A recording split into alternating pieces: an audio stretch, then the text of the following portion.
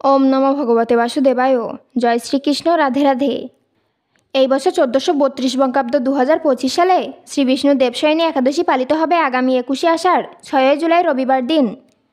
যদিও এই একাদশী তিথি শুরু হচ্ছে আগামী 20 আষাঢ় 5 জুলাই শনিবার সন্ধ্যা 6টা বেজে 43 মিনিট থেকে, যা থাকছে পরের দিন 21 আষাঢ় 6 জুলাই রবিবার রাত্রি 8টা বেজে 44 মিনিট পর্যন্ত। কিন্তু যেহেতু উদয়া তিথি মেনে আমাদের সমস্ত আচার অনুষ্ঠান পালন করার কথা বলা হয়, তাই এই একাদশী এই বছর 1432 বঙ্গাব্দ 2025 সালে পালিত হবে আগামী 21 আষাঢ় 6 জুলাই রবিবার দিন। এই একাদশীর পর শ্রীহরি ক্ষীর সমুদ্রে 4 মাসের জন্য যোগ নিদ্রায় যান। এরপর থেকেই শুরু হয় চতুর্মাস, যে সময় শাস্ত্র অনুসারে সমস্ত ধরনের মাঙ্গলিক কাজ বন্ধ হয়ে যায়। হিন্দু নিয়ম নীতি অনুযায়ী দেবশয়নী একাদশী থেকে শুরু করে দেবপ্রবোধিনী একাদশী পর্যন্ত সময়কালকে চতুর্মাস বলা হয়। এই সময় বিবাহ, গৃহপ্রবেশ, নতুন যানবাহন বা বাড়ি বেচাকেনা এবং মুন্ডনের মতো শুভ কাজ করা যায় না। এই সময় সৃষ্টি রক্ষার দায়িত্বভার থাকে দেবাদিদেব মহাদেবের উপর। সেই কারণেই এই একাদশী তিথিকে একটি অন্যতম গুরুত্বপূর্ণ তিথি হিসেবে গণ্য করা হয়। যেহেতু শ্রীবিষ্ণু এই একাদশীর পর 4 মাসের জন্য শয়ন করে থাকেন, সেই কারণেই এই একাদশীর নাম শয়নী একাদশী। এই একাদশী শ্রী হরিশয়নী, দেবশয়নী, বিষ্ণুশয়নী, পদ্মনাভা এবং আষাঢ়ী একাদশী নামেও পরিচিত। শাস্ত্রে বলা হয়েছে যে ব্যক্তি এই একাদশীর ব্রত পালন করেন এবং একাদশীর দিন শ্রীবিষ্ণুর আরাধনা করেন, তার সমস্ত প্রকার পাপ ক্ষয় হয়। এমনকি এই ব্রতের প্রভাবে দুঃখ, রোগব্যাধি, দুর্ভিক্ষ, আতঙ্ক, খাদ্যাভাব এবং অর্থনৈতিক সংকট দূর হয়। ভক্তের মনে সমস্ত প্রকার তমবিকার দূর করে এই ব্রত ভক্তকে মুক্তি প্রদান করে। তাই এই একাদশীকে শাস্ত্রে এক মহা একাদশী হিসেবে গণ্য করা হয়েছে। যদি সম্ভব হয় তাহলে এই দেবশয়নী একাদশীর ব্রতটি অবশ্যই পালন করার চেষ্টা করুন। আর যদি কোনো কারণে এই ব্রতটি পালন করতে নাও পারেন, তাহলে অন্তত একাদশীর দিন এই কাজটি পারলে অবশ্যই করুন। এর মাধ্যমেও একাদশী ব্রতের পুণ্যফল অনেকাংশে লাভ করা যায়।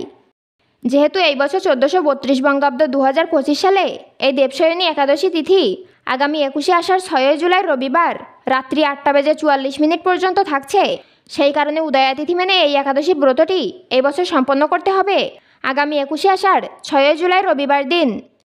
একাদশীর উপবাস, পূজাবিধি সমস্ত কিছুই রবিবার দিন সম্পন্ন করা প্রয়োজন এবং একাদশীর যে পারণ ক্রিয়া অর্থাৎ উপবাস ভঙ্গের ক্রিয়াটি সম্পন্ন করা প্রয়োজন পরের দিন 22 আষাঢ় 7 জুলাই সোমবার সকাল 8টা বেজে 16 মিনিটের মধ্যে।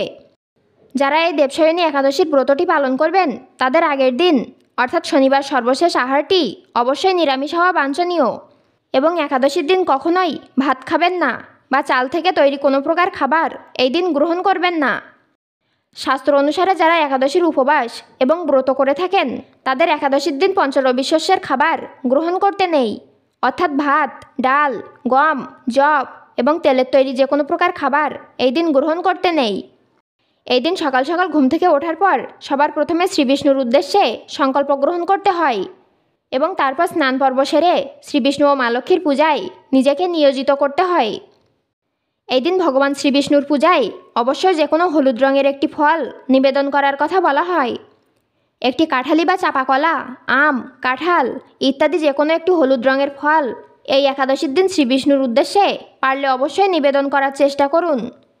যারা এই ব্রত পালন করছেন তারা যেমন নিবেদন করবেন, যারা কোনো কারণে ব্রত পালন করতে পারছেন না তারাও অবশ্যই এই দিন শ্রীবিষ্ণুর উদ্দেশ্যে যে কোনো একটি হলুদ রঙের ফল নিবেদন করে আপনার মনের প্রার্থনা ব্যক্ত করুন।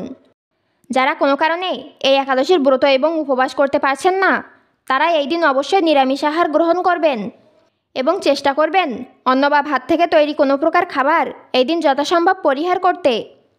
এই দিন প্রত্যেকে অবশ্যই শ্রীবিষ্ণুর উদ্দেশ্যে একটি ঘিয়ের প্রদীপ বাড়িতে প্রজ্বলন করুন।